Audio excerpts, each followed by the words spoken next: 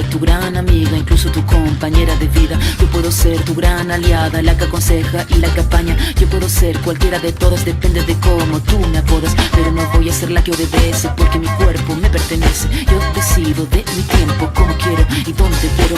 Independiente yo nací, independiente decidí. Yo no camino detrás de ti, yo camino de la para ti. Tú no me vas a humillar, tú no me vas a gritar, tú no me vas a someter, tú no me vas a golpear, tú no me vas a denigrar, tú no me vas a obligar, tú no me vas a silenciar, tú no me vas a callar. No sumisa ni obediente, mujer fuerte, insurgente, independiente y valiente, romper la cadena de lo indiferente, no pasiva ni oprimida, mujer linda que das vida, emancipada en autonomía, activa, alerta y alegría.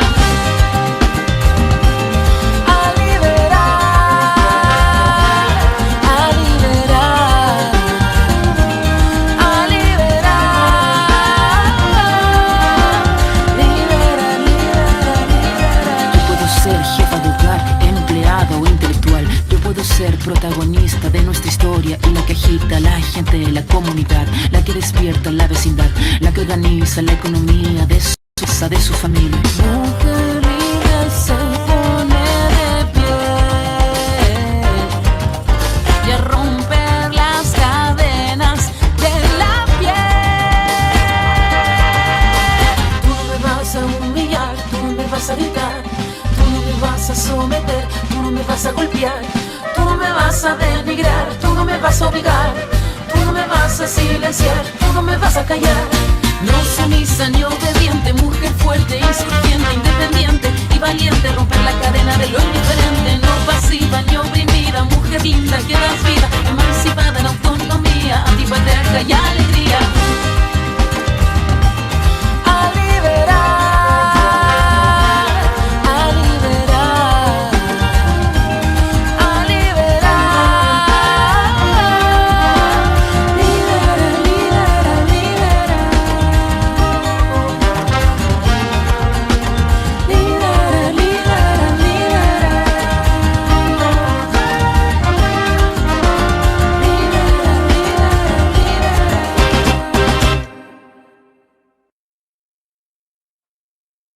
Hola, hola, saludos a todas y todes quienes estén sintonizando Radio Zapote en un nuevo lunes de lunas. Bienvenidas, bienvenides a esta transmisión, a esta entrevista.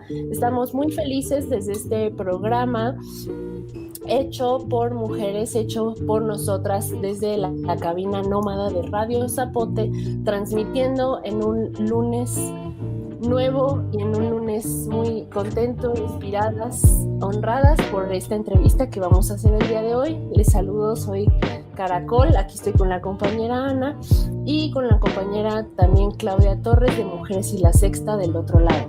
Hoy tenemos una entrevista muy especial con Francisca Fernández Droguet. Ella es candidata a la Convención Constitucional del Distrito 10, feminista, socioambiental, territorial, integrante del Movimiento por el Agua y los Territorios y de la Coordinadora Feminista 8M. También es antropóloga y doctora en estudios americanos. Nos acompaña el día de hoy desde Santiago de Chile y estamos muy contentas de tener la oportunidad de informarnos más.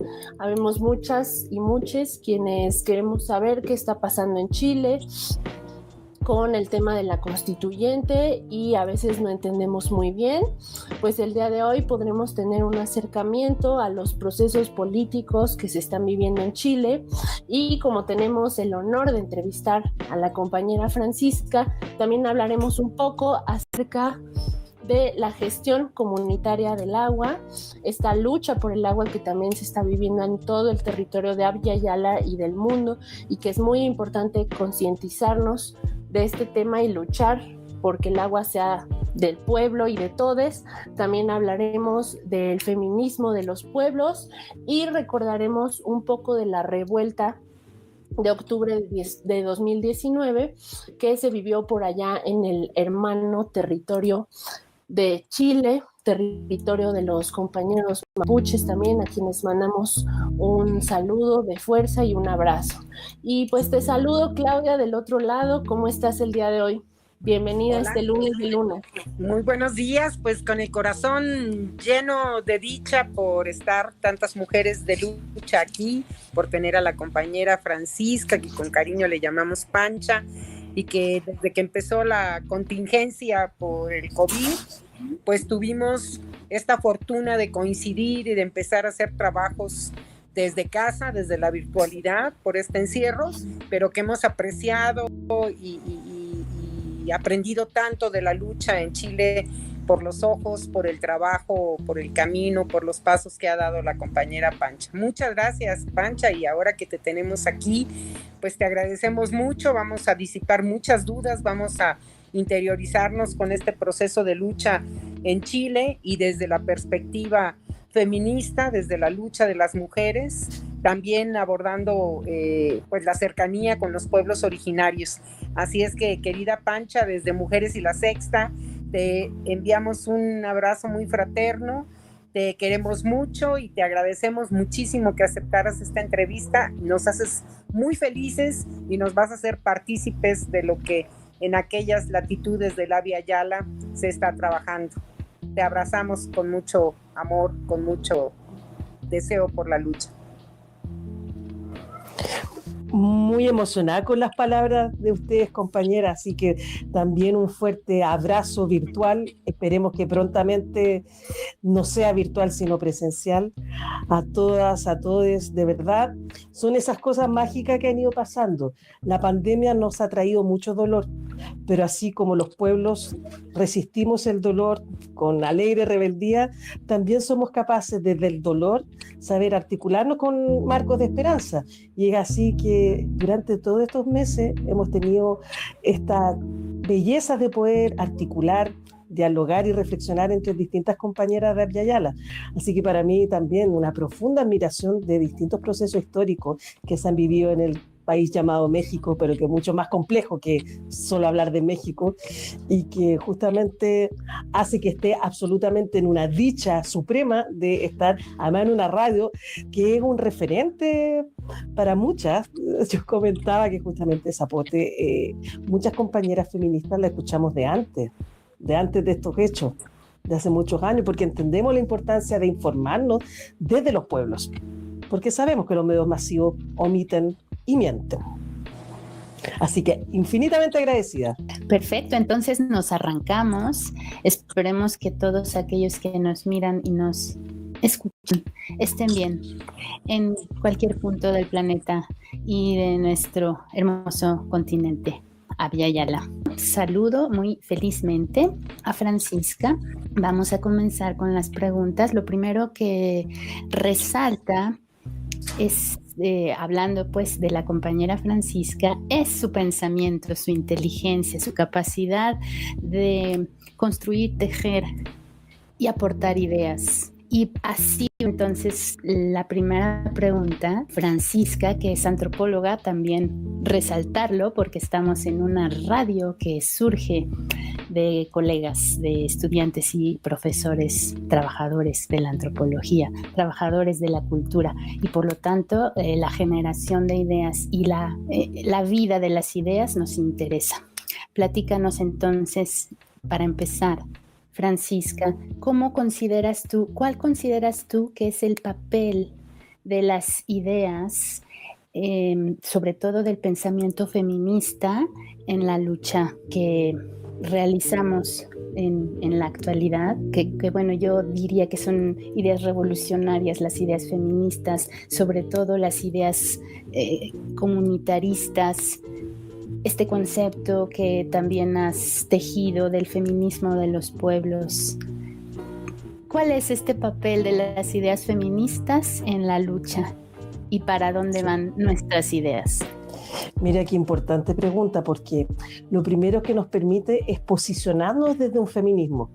Nosotros decimos, si bien obviamente tenemos una reivindicación histórica del feminismo como una lucha importante contra la opresión hacia mujeres, niñas, disidencias, también en este andar hemos ido generando la necesidad imperiosa de posicionarnos desde un feminismo anclado en los territorios, anclado en nuestras memorias de resistencia, porque desgraciadamente sabemos que hay un feminismo mucho más dentro de la lógica liberal, que lucha, por ejemplo, en clave de igualdad de condiciones, cuando nosotras decimos acá lo que queremos no es derrumbar solo el patriarcado, sino también el capitalismo y el colonialismo. Entonces no es solamente una disputa por el fin a la opresión desde esta dimensión que se ha llamado clásicamente género, sino que el fin a la dimensión de todas las opresiones. Y eso nos hace situarnos en un feminismo profundamente anticapitalista, y siempre lo decimos, como que la lucha anticapitalista, no sé qué pasó en algunos años, quizá este mal llamado progresismo fue invisibilizando este carácter estructural de revertirlo todo. Nosotras queremos revertirlo todo, partiendo por estas estructuras mundiales de opresión. Entonces, quizás también otra de las enseñanzas de este feminismo anclado en estas memorias, anclado en la tierra, es que entendemos el feminismo como una comunidad de saberes y haceres, y que creo que eso también es fundamental. Las feministas no solo plasmamos un conjunto de ideas del tipo de mundos que queremos habitar, sino también las prácticas, sino también la cotidianidad que hemos ido instalando. Entonces, en este andar, nos hemos ido encontrando con ciertos referentes para pensar este feminismo. Y siempre lo decimos, que por lo menos nosotras vimos dos grandes referentes a nivel de Abya Yala que nos posibilitaron posicionarnos desde este feminismo. Y lo hemos dicho muchas veces, sin muchas veces nombrarse feministas las compañeras. Las mujeres zapatistas. Yo creo que a todas nos marcó muchísimo la ley revolucionaria de las mujeres, que además te marca de manera tremenda, porque es una ley muy desde el sentido común, muy desde decir el derecho a decidir cuántos hijos quiero, el derecho a educación, el derecho a salud, el derecho a casarme o emparejarme porque lo quiero y no por imposición. Entonces tú escuchas esto y son sentidos comunes, pero que también te das cuenta que históricamente muchas mujeres campesinas de pueblos originarios, afro, migrantes, sectores populares, urbanos y campesinos, hasta ese pequeño detalle de cómo construir tu cotidianidad es un campo de disputa. Entonces, esa ley revolucionaria es un primer campo de disputa que nos aúna con este tejido de distintas memorias de resistencia y con profunda admiración de lo que se lleva, que desde la propia realidad, justamente como pueblos originarios, mestizas, más disidentes, se mira de otra forma la lucha de las mujeres. Además, una lucha fuertemente anclada también en las culturas, en la identidad. No dejo de ser tzotzil si reivindico mis demandas como mujer. O sea, eso es lo que me parece más hermoso. Porque también hay un feminismo muy liberal que solamente aborda la dimensión de ser mujer y no la dimensión de los otros cruces, la otra opresión y también la resistencia. Ser pobre, ser migrante, ser negra, ser indígena, te da otra dimensión del ser mujer también. Entonces, en este ámbito, no importa visibilizar, además de un feminismo anticapitalista, también un feminismo de clase. Recuperamos esa figura histórica que nos parece súper relevante. Y un segundo referente, sin duda, van a ser las compañeras, que ahí sí, desde la nominación feminista, nos entregan la posibilidad de pensarnos desde Abya Yala, las feministas comunitarias en Bolivia. Yo en lo particular he vivido y he trabajado muchos años en el norte de Chile, entre comunidades aymaras, quechua, bailo danza andina hace mucho, y diría que mi segunda matria o segunda territorialidad ha sido Bolivia. Entonces soy muy cercana a los procesos de allá y siempre miramos con ojos de gran ilusión lo que iba sucediendo ya desde los años 90 en Bolivia. Compañeras feministas, aymaras, lesbianas, pensándose como aymaras, un feminismo que, como ellas dicen, desde la memoria de las ancestras. Entonces, ese yo diría que es el segundo momento que podemos ser feministas reconociéndonos ahí. Y después yo me imagino que a todas nos pasó ir conociendo otra experiencia feminista. El feminismo chicano, por ejemplo, el feminismo negro, los feminismos descoloniales. Entonces, desde prácticas de movimientos sociales, territoriales y además también desde cierto universo académico, pero ojo, no cualquier academia. Una academia donde pensamos la investigación como un espacio de transformación social, colaborativa, desde otros marcos de sentido. Porque siempre digo, si bien soy muy orgullosa de ser antropóloga, también asumo el legado histórico colonial que ha tenido la antropología. Entonces, la antropología en sí misma no es un campo reflexivo crítico. Es la antropología que hemos decidido algunas y algunos transitar. Y eso es como súper importante y siempre lo decimos. Yo me imagino, queridas colegas, que a todas nos pasa lo mismo. Y me pasa algunas veces, claro, me reconozco mucho más como profesora y trabajadora desde la antropología que desde un academicismo que finalmente le falta justamente lo que nos gusta del feminismo, el anclaje, los pies en la tierra. Muchas veces pasó eso. Pero hemos tenido la suerte de juntar esas distintas aguas. Entonces, ¿qué nos sucedió? Fuimos conociendo experiencias. Las feministas comunitarias, muchas viajaron a Chile, a encuentros con organizaciones de pobladoras, de la lucha socioambiental, que es de donde yo me inserto, compañeras hermanas, la mía en mapuche, y de ahí dijimos, bueno, podemos ser feministas y no este feminismo liberal de la lógica exclusiva de los llamados derechos civiles, de la lógica exclusiva del mandato ONU, mujer, sino desde la lucha de nuestras madres, nuestras abuelas, mapuche, contra el colonialismo, contra la dictadura cívico-militar, y nos fuimos reconociendo ahí. Y ahí emerge la idea, bueno, tenemos que ir posicionándonos en algún lugar de este feminismo. El feminismo comunitario, ya está. Está el feminismo territorial, compañeras hermanas argentinas trabajan mucho esta noción, pero además nuestro carácter fuertemente anti-extractivista, porque también, y es una crítica a las izquierdas de Abya Yala, ha habido una izquierda más institucional que, si bien tiene una mirada crítica, siguió perpetuando prácticas económicas, prácticas de producción energética, producción en general matriproductiva y de consumo a costa de la explotación de la naturaleza. Entonces también decimos, somos feministas anticapitalistas de clase, pero profundamente anti-extractivistas, porque pensamos que la forma de explotación y dominación histórica hacia la naturaleza es la misma forma que ha operado hacia nuestros cuerpos y territorios, mujeres, pueblo originario, niñas, afro, migrantes. Entonces necesitábamos. Y ahí aparece una categoría también muy potente, que es plurinacionalidad, que sobre todo lo levantan mucho en los años 90 organizaciones indígenas de Bolivia y Ecuador. Bueno, además de esas cosas mágicas, yo viví 3 años en Quito, partí estudiando antropología en Quito, como mucho emocionado, cumplí los 18 y me fui de casa a viajar por América Latina. Llegué hasta Quito nomás. Bueno, me enamoré rápidamente de ese territorio y estudié 3 años antropología en la Politécnica Salesiana. O sea, creo que también, bueno, soy hija de exiliados. Yo nací en el exilio de mis padres en Francia. Entonces, también mi relato transfronterizo es parte de mi vivencia personal, que también lo construyo como vivencia política. O sea, de entender que son los grandes referentes del continente que nos permiten ir posicionando y viendo otras lecturas. Y ahí plurinacionalidad en ese entonces, porque todavía no estaban estos procesos constituyentes que se llevó a cabo tanto en Bolivia como Ecuador, era la demanda de la organización indígena para el reconocimiento, la convivencia, pero también la validez de otras formas de construcción política, reconociendo otras formas de construcción de autoridad, por ejemplo, la autoridad comunitaria. En el contexto aymara y quechua hay algo muy hermoso en la construcción de lo político, se llama taqui. Taqui significa camino en aymara, y se dice, tu construcción política implica caminar, transitar una ruta, y esa ruta es ascendente, es comunitaria y es colectiva. Por eso en una comunidad, todas las personas, en tanto comuneros y comuneras, van a ser autoridad de algo, de una fiesta, de la comunidad, de la limpia de canales. O sea, es una perspectiva hermosa, y ahí entender plurinacionalidad. Entonces, obviamente vienen de estos procesos constitucionales que fueron hermosos, pero que también tuvieron sus limitaciones. Yo soy una gran admiradora del proceso boliviano-ecuatoriano, pero vimos como también, desgraciadamente, las prácticas extractivistas hasta en algunos casos se intensificó. Entonces, súper compleja la situación, no digo que sea sencillo, pero ahí estábamos disputando. Entonces, ¿qué dijimos? ¿Qué es lo que nos aúna? Es que somos mujeres y disidencias de distintos pueblos.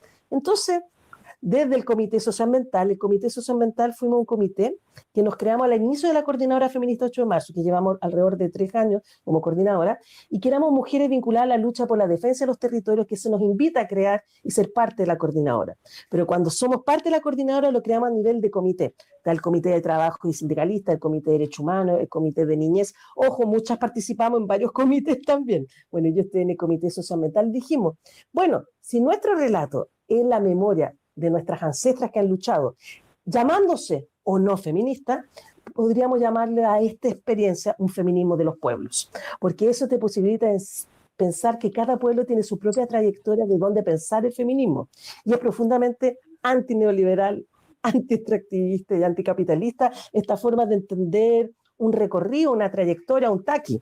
Entonces, bueno, por eso me parecía súper importante, esta pregunta fue un poco larga la respuesta, pero como entender el mundo de las ideas anclada en haceres. Y justamente, para contarle el feminismo a los pueblos, tuve que contarle la trayectoria de dónde vamos construyendo ese feminismo. Un concepto que me encantó y creo que lo vamos a adoptar, ¿verdad, Clau? También hablas en tu respuesta, ¿no?, de la ley revolucionaria de mujeres, del ZLN, que ya tiene bastantes años, si bien recuerdo es de 1993.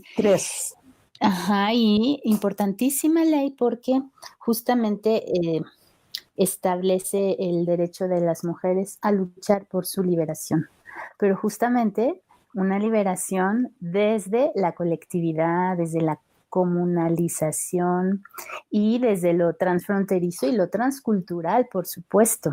Entonces, eso pues fortalece las alianzas y las luchas.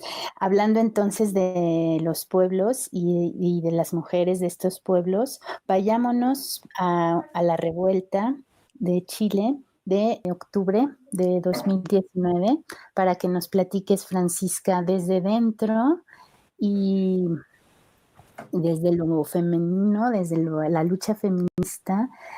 ¿Qué fue esta revuelta? ¿Qué importancia tiene? Nosotros pues desde el norte del continente pudimos percibir, palpar, sentir la importancia de ese despertar hermoso de Chile, que bueno, creo que para mí siempre estuvo despierto, porque desde hace muchas décadas estuvo despierto. Chile nos ha dado ejemplo de unidad, de lucha. Finalmente en el octubre del 19 ocurre lo que se conoció como la revuelta de octubre, iniciada justo por la gente más joven, como una lógica transgresora al sistema. Salta el torniquete es una de las síntesis, digamos, de esta revuelta. Platícanos qué es, cómo es que se desarrolló y un poquito el papel de las mujeres o del feminismo en esta revuelta. Mira, hay tanto que decir, además, es una revuelta, son esos procesos históricos complejos, porque todavía seguimos habitando la revuelta. Yo no puedo referirme a la revuelta como un hecho del pasado, porque lo estamos habitando con otras condiciones, con un proceso constitucional, con la intensificación de la represión y una pandemia. Pero me pasa esa sensación de que es algo que seguimos viviendo y además también, y con absoluta claridad, algo inimaginable.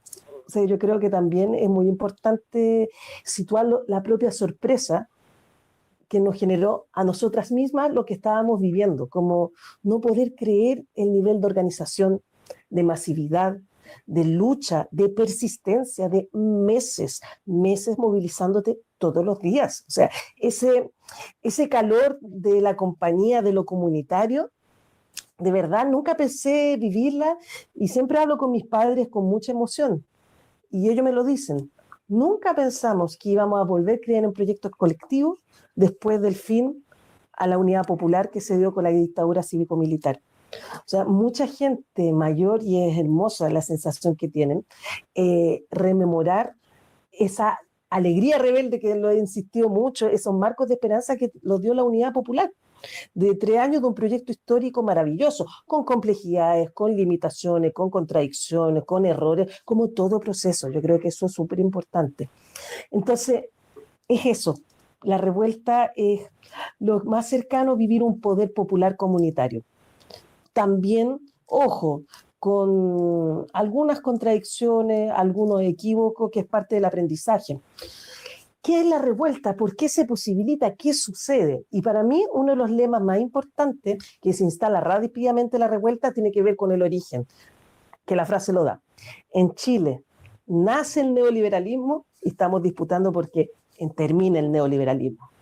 Chile es el laboratorio por excelencia en Abya Yala del neoliberalismo bajo una derecha que rápidamente, al calor de un golpe cívico-militar con Augusto Pinochet, instala un proyecto ideológico económico, que es el neoliberalismo, pero además lo instala con una política sistemática de instalación con un grupo de jóvenes, los llamados Chicago Boys, que justamente se forman en Chicago, ven las directrices y los lineamientos de cómo crear la política neoliberal, consolidarla, obviamente al alero de la militarización, de los golpes de Estado, de la violencia estatal, e instalarlo como proyecto de economía mundo.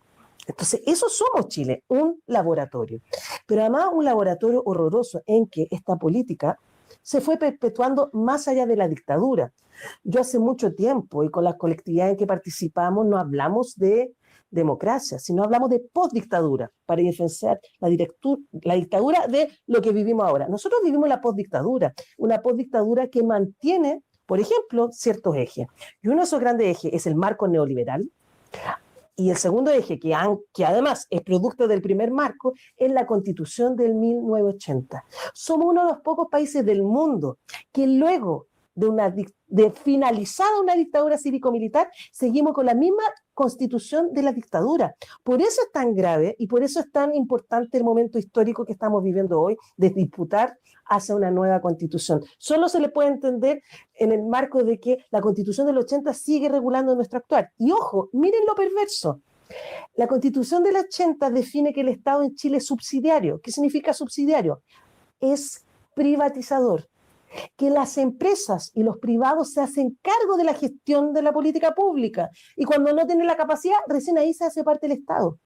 O sea, esto logró privatizar el agua, la salud, la previsión social, el transporte, la educación, o sea, todo, bajo además la consolidación de un Estado fuertemente centralista. Y a nivel constitucional, y no podemos olvidar, la Constitución define los lineamientos, los principios, los derechos que derivan en leyes y que derivan luego en institucionalidad. Entonces, de verdad, en Chile todo es privado, es todo precario, es tremendo. O sea, si ustedes ven las grandes movilizaciones de las y los estudiantes, es por una educación digna, pública, de calidad, no sexista, porque en Chile el Estado mercantiliza todo bajo esta figura de subsidiariedad.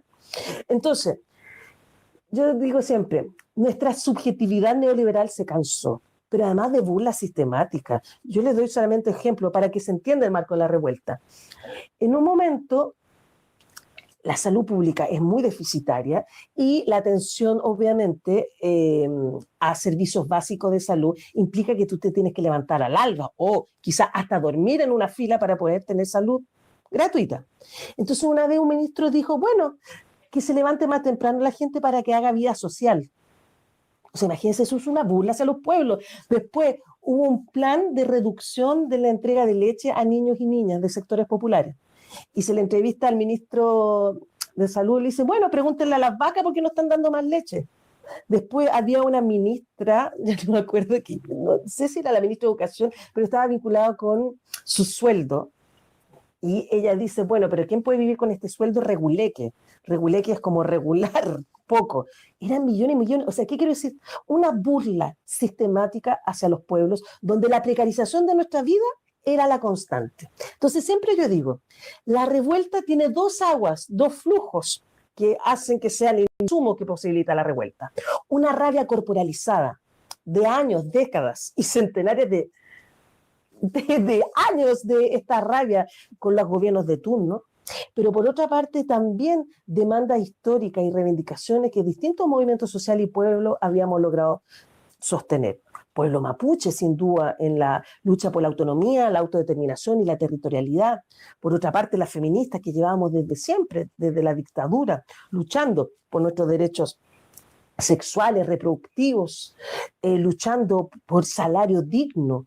Por otra parte, la lucha anti-extractivista, porque en la postdictadura se intensificó el extractivismo bajo políticas neoliberales y la política del despojo se masificó bajo un código de agua, por ejemplo, que en la dictadura privatiza el agua, pero con el gobierno de la concertación, los primeros gobiernos supuestamente democráticos privatizan las sanitarias. Entonces era todo esto y esas aguas se juntan y emergen. Y sin duda, ¿quién fue la gota que rebalsó este vaso de agua? Fueron las y los estudiantes, con algo tan simbólico. El metro. El metro en Chile solamente existe en la ciudad de Santiago de Chile, en un país fuertemente centralista. Es uno de los medios de transporte de Abya Yala más caros, así, claramente, y como gran gracia iban a subir 30 pesos. Y las y los estudiantes, que además hacía mucho tiempo que se estaban movilizando por una educación gratuita, llaman a saltar los torniquetes. Pero además lo maravilloso es que al principio fueron ellos, saltar literalmente el torniquete del metro para ingresar gratuitamente, pero la gente, el vecino, la vecina, los pobladores se emocionaron y empezaron a saltar esos torniquetes. Hay una imagen maravillosa de un libro que hace recopilación de fotografía y ven como en una escuela que está tomada por la y los estudiantes, ponen unos caballetes de atletismo las estudiantes para practicar saltar los torniquetes. Es una de las fotos que yo diría que más me emociona. O sea, las compañeras estudiantes ahí practicando. De hecho, siempre digo como broma, yo no pude saltar el torniquete, tuve que pasar por debajo del torniquete. Fui de las que no era fácil, éramos miles y además era hermoso todo lo que estaba pasando. Entonces dije, ya esto está más difícil, va. Así que todas las veces mi torniquete era más bien por abajo que saltarlo. Una cosa generacional. Bueno, y eso se fue y esto emerge. Entonces, ¿qué pasa? No son 30 pesos, son 30 años. Y ahí surge uno de los lemas importantes. 30 años que son los de la postdictadura. Pero después la temporalidad se va enganchando. No son 30 años, son 47. Porque no es solo el marco del neoliberalismo postdictatorial, sino también la dictadura. Y de manera maravillosa, también los pueblos originarios nos dicen, no son 30 ni 47, sino son más de 500 años. Porque no son solo los gobiernos de turno, sino un Estado colonial opresor, que en su origen es así, se basa en la opresión de los otros pueblos. Entonces, el 18 de octubre, bueno, con esto voy ya terminando esta idea, yo estaba en un encuentro en Hualmapu, un territorio mapuche anti-extractivista, y yo tenía que regresar el mismo 18 de octubre en bus, porque mi madre me podía cuidar hasta cierta hora a mis hijos, y empiezo a escuchar la radio en camino en el bus, de que siguen los saltos de torniquete, la revuelta, pero que ya en Santiago ya se estaban armando los vecinos, estaban emergiendo barricadas, y que esto ya estaba llegando a una situación de descontrol donde Piñera llama a un estado de emergencia que implica sacar a los militares a la calle. Piensen ustedes, para nosotros sacar a los militares es la dictadura. Ese es el recuerdo. Y a medida que yo iba pasando la carretera, una cosa maravillosa, obviamente llegué 6 horas después, llegué a una balacera en Santiago Centro y las rutas donde el peaje, no sé si se entiende también en México, donde cobran, porque acá está hasta las carreteras están subsidiadas. Empresas privadas hacen arreglo de las carreteras y te cobran altísimos impuestos que son los peajes. Los peajes quemados, saqueados. Entonces, la carretera, la Panamericana, como columna vertebral, o sea, visibilicé eso y todos los del bus dijimos, esta cosa viene para rato y viene serio. Además, acá un gesto hermoso. Y después hablo un poco de las mujeres. Me bajo, nos toca una balacera, nos empezamos a organizar. Justo me tocó con 2 mujeres mucho mayores y logramos que un auto nos lleve a nuestras casas. Entonces yo llamo a mi madre desesperada, Francés, Pancha, está el caos. O sea, como todo muy contento y contento de ya el cansancio, pero también los niveles de violencia, sobre todo estatal, ya estaban fuertes, ya estaban disparando a matar. Entonces me dice, yo no te puedo llevar a los niños, no puedo salir a la casa. Le dije, no te preocupes. Y mi madre, como una gran madre siempre, pero no tienes nada de comer porque andabas en Temuco. Entonces me bajo del auto y de repente una de las mujeres me toca el hombro y me dice, ya que le escuché que su mamá le dijo que no tenía de comer, me dio pan y la otra me dio maní. Y siempre digo, llegué a mi casa la primera noche revuelta a escuchar los medios alternativos comiendo pan y maní gracias a estas grandes compañeras que juntas bajamos en un bus en la mitad de la vorágine de la ciudad. O sea, me gusta contar esta historia personal, no la cuento mucho, pero grafica lo que estamos viviendo. El horror de la violencia estatal, la rabia de los pueblos, de siglos de desigualdad y la solidaridad entre los pueblos. Ese gesto del maní con el pan te da cuenta que también como hemos ido sosteniendo. Y rápidamente uno de esos elementos, así el feminismo. Las feministas, luego de la dictadura, del fin de la dictadura cívico-militar, la movilización más grande de la historia de Chile fue la marcha del 8 de marzo del 2019. 3 millones de mujeres y disidencias de niñas por todo Chile nos movilizábamos. Hace décadas ya, vuelvo a insistir, hoy tiene gran visibilidad, pero décadas que nuestras madres, abuelas ya habían cimentado este camino de una perspectiva feminista muy anclada en lo que dije al principio, sentido común. Muchas quizás no teniendo tantos elementos reflexivos, pero entendiendo y compartiendo ese dolor del ser mujer, ese dolor de ser perseguida, el dolor de los feminicidios, es que nos fue aunando y haciendo que hubiese una explosión de autorreconocerte como feminista. Entonces, sin duda que fue uno de los ejes, pero también quiero ser honesta. Al principio de la revuelta hubo una tendencia a territorializar mucho desde una masculinidad, una primera línea muy masculina de hombres jóvenes resistiendo, y donde después nos fuimos dando cuenta, oh, hijo, mujeres y disidencia también estamos, pero tuvimos que hacer un ejercicio de disputar y demostrar que en el espacio de la resistencia también estábamos. Y siempre decimos, y el segundo aliento con fuertes características feministas fue la performance que hicieron las compañeras del colectivo Las Tesis, que son de Valparaíso, que se llama Un violador en tu camino.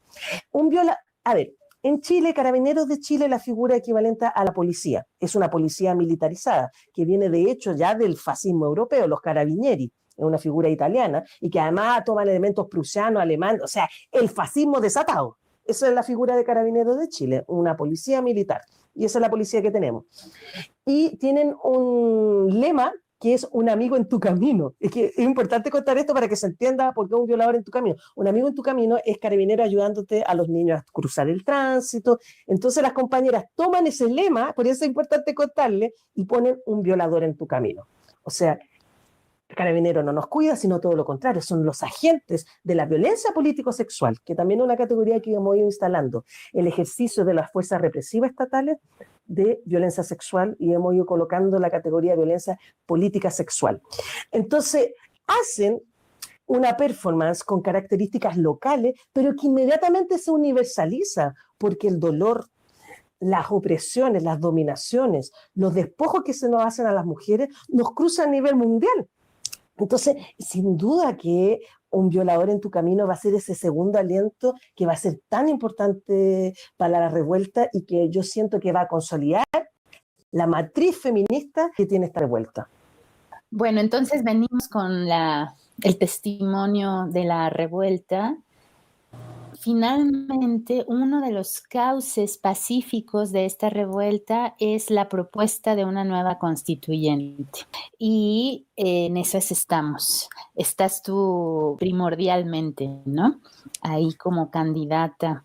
Las noticias, que no son muchas, digamos, oficiales, que llegan hasta acá, hasta el norte de Chile, es que por la constituyente la derecha chilena está completamente unida y dice va a ganar. Y la izquierda desunida y sin entenderse entre sí. Eso nos genera dudas, inquietudes fuertes. Platícanos tú, Francisca, desde dentro, este proceso de la constituyente. Finalmente es una propuesta de la izquierda. No sé si solo de la izquierda institucional o varias, pero finalmente sí, es una propuesta de la izquierda que lleva por un camino pacífico, digamos, la energía de la revuelta. Sí, mira. ¿Cómo va a ser tu candidatura? ¿Es cierto eso que están desunidos? ¿Qué va a pasar? Platícanos. A ver, lo desunido.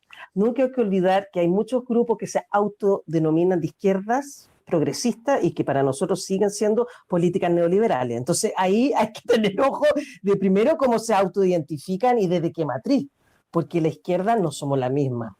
Eso es súper relevante. Entonces nos vamos a ir con los partidos políticos que han perpetuado las políticas precarizadoras de la vida y que han gobernado estos 30 años. Y ahí hay absoluta claridad.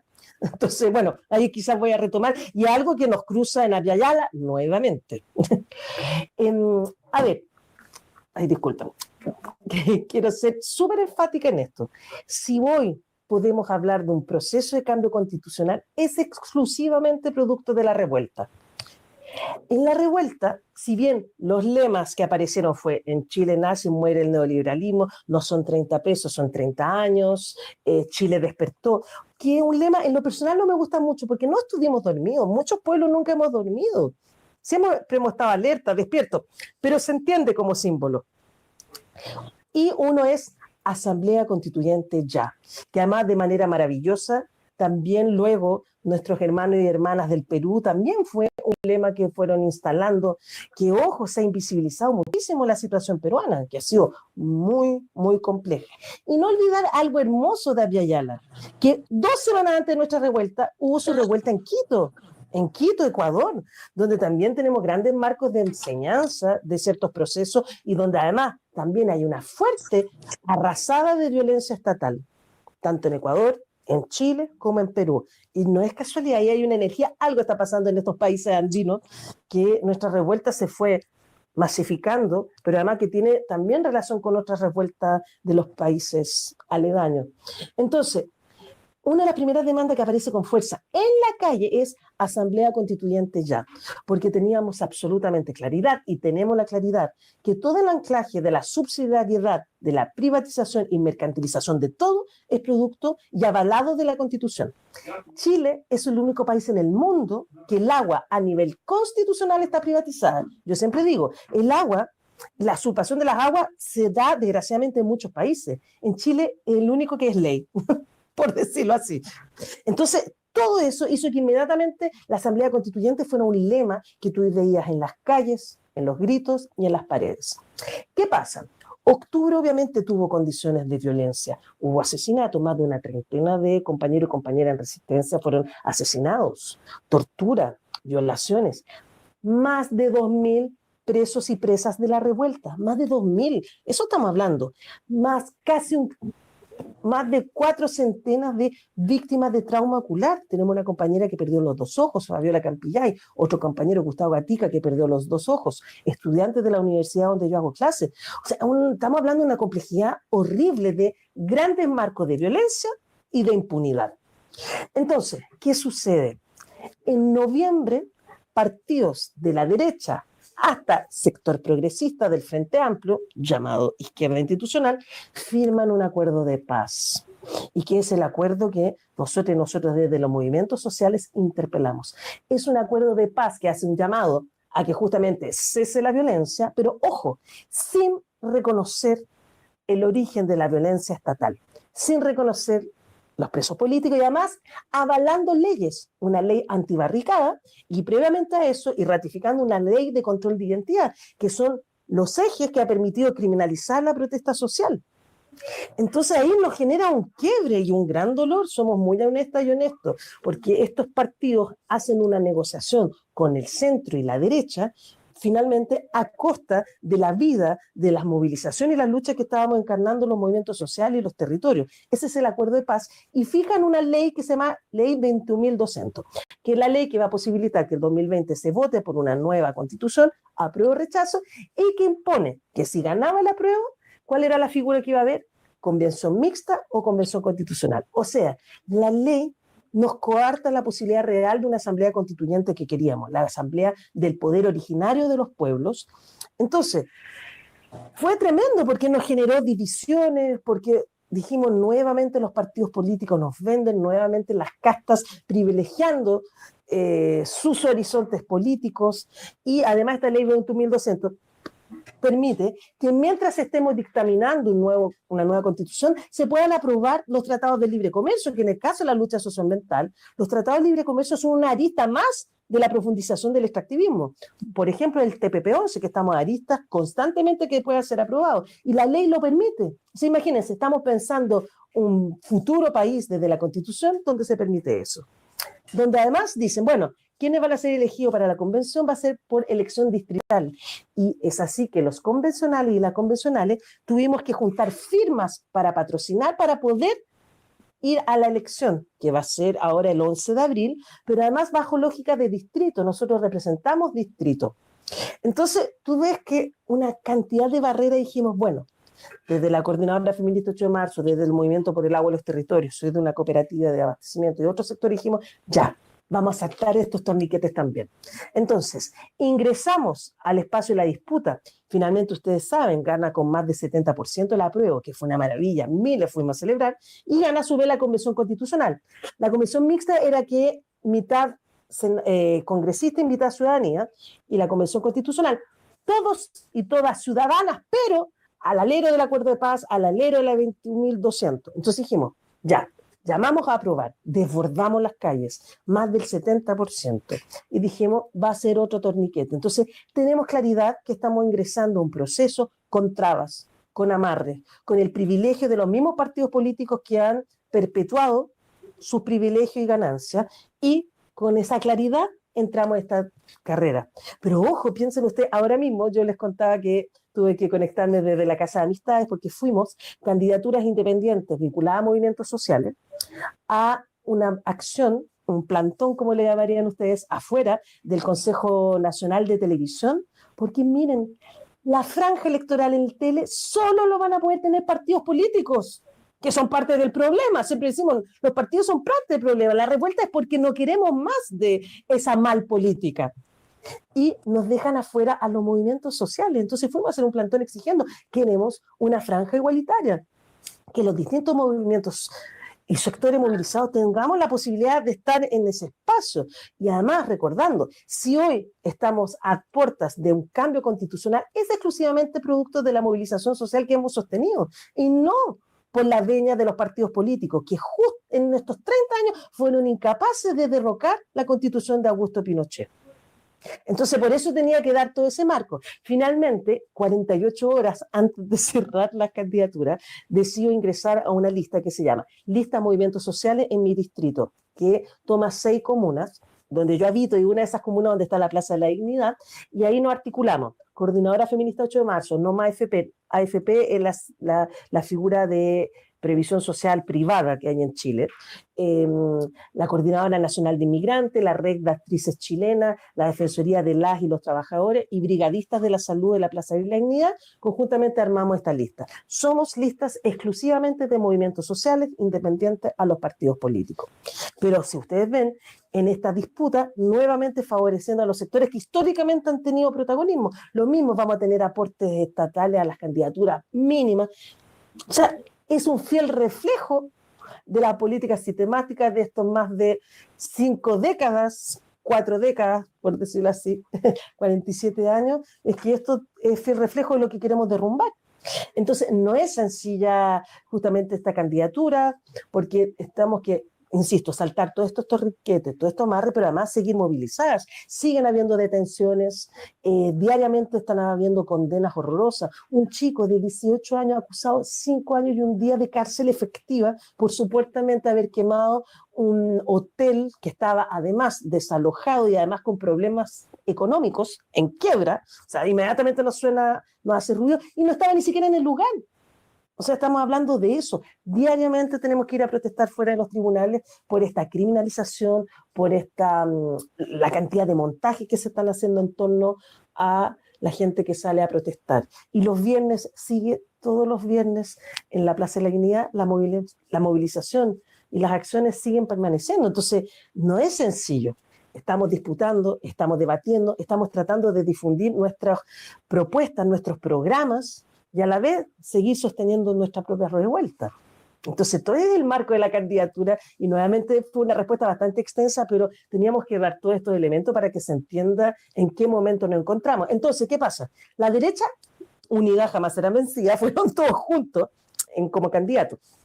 Pero las llamadas izquierdas, tenemos este grupos de izquierda que firmaron el acuerdo de paz, que son de partidos políticos. Con ellos no vamos a ir, porque ellos son parte del problema. Entonces, por eso está esta gran cantidad de otras listas, que son los movimientos sociales, pero que tenemos claridad que también somos la gran fuerza social que va a disputar este espacio. Entonces, la derecha, ojo, no está ganando. La derecha ha hecho su rechazo, tuvo menos de 20%. Los partidos de derecha tienen bajísimas tasas de militancia y de votación a ellos. Lo que pasa es que son estratégicos, van juntos. Entonces, lo más probable es que cada distrito van a asegurar tener 1 o 2 por lo menos constituyentes.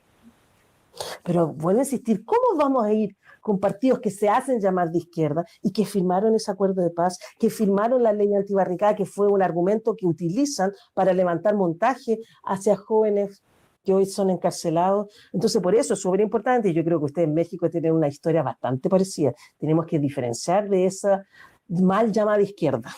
Nos tenemos que diferenciar, claramente. Bueno, muy pertinente aclaración, perspectiva desde dentro. Nos da esperanza desde acá, desde México. Nosotras y seguro muchísimas más corazonamos con ustedes. Deseamos, y nuestra energía es que este proceso pueda tener cabida para las luchas, para los movimientos, que sea bien apropiado y que siga adelante. Como dicen los compas zapatistas por acá respecto de los partidos políticos, los partidos nos parten y siempre tenemos que tener claro esto. Y es una cosa contra la que hay que pensar y organizarse. En ese sentido, pues ya va mi última pregunta, Francisca. Ha estado súper interesante relativa a esta otra parte que este otro aspecto que nos dices de los movimientos sociales, ¿no? Que finalmente son los que sostienen y determinan el latido de la lucha, la gestión comunitaria del agua. Qué bonito concepto y qué síntesis en esta frase de lo que es el feminismo, los pueblos, la lucha y lo que es el centro de la vida, el agua, como lo hablaban en lo de somos ríos que fluyen, somos cuerpos de agua y sin agua pues no hay más nada. Y lo que comentas importantísimo del asunto de que en Chile el agua está privatizada.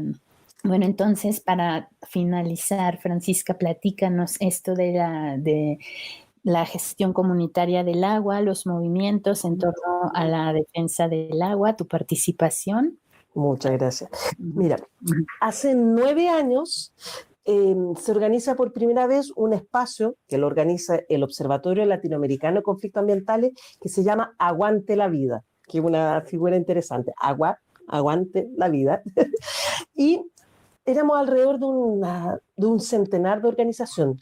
Yo intenciono hace años en Santiago, soy parte de la recuperación de un cerro. Hace 20 años recuperamos un cerro en plena ciudad de Santiago que se llama Cerro Blanco, como un espacio pluricultural, plurinacional, donde tenemos huertas urbanas, tenemos animales y un campo de disputa súper complejo porque hace alrededor de 3 años perdimos el comodato, entonces constantemente nos tratan de sacar de ese espacio. Ese es mi espacio vital desde la lucha socioambiental, pero también de la lucha de los pueblos. Bueno, y soy parte de un bloque andino por el agua de los territorios que bailamos danzas andinas, apoyando diversas movilizaciones del pueblo mapuche, socioambientales, estudiantiles, feministas, por la vivienda digna, bueno, y participamos y nos dimos cuenta que un eje muy común de todos los movimientos sociales, los territorios, las organizaciones, es el despojo territorial, la contaminación y degradación de lo que nosotros llamamos bienes comunitarios, que no es, o sea, recursos naturales, hace años que no hablamos de esa palabra, y hablamos de bienes comunitarios, no de bien de propiedad, sino de bienestar. El bienestar de las comunidades, de ahí viene bienes comunitarios, o el bienestar de las y los comunes, que incluye lo humano como lo no humano, los espíritus, nuestros muertos, los animales, las plantas, son parte de esos comunes, que es importante señalar siempre eso. Y dijimos, bueno, una de las políticas centrales de privatización y despojo de los bienes es el Código de Agua de 1981, que vuelvo a insistir, te permite en Chile, si bien el agua es reconocida como un bien nacional de uso público, la forma de acceder es a través de la figura de derechos de aprovechamiento de agua, que es simplemente un mercado de agua, donde tú puedes comprar, vender, arrendar y hasta hipotecar. Siempre lo digo, pero es que de verdad es demasiado dramático en casi todos los conversatorios. Tú puedes ir el domingo a los diarios nacionales y ver en los anuncios económicos cómo se rematan ríos, se venden los ríos. O sea, eso estamos hablando, eso es lo monstruoso del Código de Agua, que además ha generado un primer elemento, el sobreotorgamiento de derechos de agua de cuenca. ¿Qué significa sobreotorgamiento? Que se han vendido más derechos de agua de la capacidad que tiene la cuenca de hacer recarga hídrica. Y además, adivinen, ¿a manos de quién están esos derechos de agua? Megamineras, agronegocios, forestales, hidroeléctricas, salmonera, o sea, toda la institucionalidad privada y también pública hay, que están vinculadas con el despojo territorial, la contaminación. Entonces dijimos, tenemos que crear un movimiento que nuestra principal demanda sea la derogación del Código de Agua, porque hemos dicho, bajo este modelo mercantil, reforma no sirve alguna, sino cambiar el sustrato. Por eso exigimos un nuevo cuerpo normativo, y así en ese entonces teníamos otro nombre, que conformamos el Movimiento por el Agua y los Territorios, desde Arica a Magallanes. Pero bajo, diría, 3 ejes. Uno, anti-extractivista, o sea, darle una dimensión económica estructural a nuestras luchas, porque muchas veces vimos Y ojo, estamos absolutamente de acuerdo con políticas socioambientales de reducir, reciclar, reutilizar, pero nosotros damos la dimensión estructural. Acá el problema del capitalismo, acá el problema de un sistema mundo, acá el problema de una forma de relación a través de la explotación, la dominación y el consumo de la naturaleza. Entonces teníamos que ser muy clara en esta dimensión anti-extractivista. Pero dos, un movimiento plurinacional, entendiendo que éramos distintos pueblos afro, originarios, migrantes, urbanos, campesinas, donde queríamos recuperar también las prácticas ancestrales y los horizontes de pensamiento y visiones de mundo desde estos pueblos originarios o desde los distintos pueblos. Y tercero, que es un elemento muy importante, el carácter absolutamente antipatriarcal, porque también hicimos la reflexión como movimiento que la forma de explotación de la naturaleza ha ido configurando territorios y economías masculinizadas, donde los cuerpos más agredidos, despojados, históricamente son los de las mujeres, las niñas y las disidencias. O sea, como la misma lógica de explotación y consumo de la naturaleza es lo que ha operado en nosotras. Y es por eso que nos asumimos anti-extractivistas, antipatriarcales y absolutamente plurinacionales. Y en este alero, somos más de 100 organizaciones, fuimos también, bueno, entonces, ¿cómo logramos derogar Ecoiguagua? Ojo, 8 años atrás, 9 años atrás, asamblea constituyente, porque dijimos, la única forma es consagrar el agua como derecho humano, pero también como derecho de la naturaleza, porque nuestra lucha no es solo asegurar el consumo humano, sino también el bienestar de esos otros comunes no humanos, sino la restauración ecosistémica, los flujos hidrológicos, es otra perspectiva. Por eso nosotras decimos claramente, nosotras y nosotros no estamos por la nacionalización del agua, porque mientras el Estado-nación sea colonial, sea una entidad que garantiza privilegios, no nos asegura que el agua sea para todas y todos, y además desde esta perspectiva de los derechos de la naturaleza. Y es por eso que surge la figura de gestión comunitaria de las aguas. Y esto es súper importante. Nosotros queremos, en la nueva Constitución, que el agua sea reconocida, consagrada constitucionalmente como un bien común, un derecho humano y de la naturaleza. Sin embargo, y esto somos súper enfáticas, la gestión que la dejen para los pueblos. O sea, queremos que eso se consagre, que el Estado lo consagre, pero que justamente se reconozca la autonomía que tienen los territorios, las comunidades y los pueblos para su gestión. Y es eso que llamamos gestión comunitaria del agua, más algo hermoso. En un penúltimo encuentro lo hicimos en una zona en que desapareció completamente un lago, Aculeo, y acordamos hacer cabildos por el agua para presentar un decálogo, que en algún momento pudiéramos construirlo como una ley de iniciativa popular, que en Chile, ojo, no existe la figura de ley de iniciativa popular en esta actual constitución, pero que queríamos disputar. Y creamos el decálogo por la gestión comunitaria y los derechos del agua con 10 puntos. El agua como bien común, derecho humano, derecho a la naturaleza, la gestión por cuenca, subcuenca, recuperando las prácticas ancestrales, desde el marco de la sostenibilidad de la vida, desde el cuidado y la organización de la vida, toda una matriz hermosa. E hicimos 70 cabildos y generamos esta propuesta, pero además lo más hermoso, estábamos hablando en marzo de 2019, nuestro primer cabildo lo habíamos organizado para el 19 de octubre. Nunca pensamos que un día antes iba a haber una revuelta. Y siempre lo cuento, ese 19 de octubre, que fue una organización campesina, San Pedro de Melipilla, se realizó de igual manera. Y así que hoy tenemos un decálogo de los derechos de las aguas desde la gestión comunitaria en el marco de una revuelta. Así que eso ha sido el camino y que, ojo, es una de las disputas centrales que estamos dando hoy los movimientos sociales, que justamente en esta nueva constitución logremos consagrar el agua y demos fin al Estado subsidiario, donde la gestión comunitaria es nuestra claridad, en la forma que queremos entender la defensa de los territorios. Así que eso, queridas. Pancha, querida, nos has dado un panorama amplio, detallado y con mucha seriedad, en un pensamiento crítico que admiramos mucho, que estaremos muy atentas de cómo va evolucionando esto, de tu participación ahí, que sabemos que esta disputa con los partidos políticos y los factores reales de poder es brutal, ¿no? Es una gran confrontación y ellos mueven sus palancas de poder y desde el pueblo se tiene que ganar esta lucha.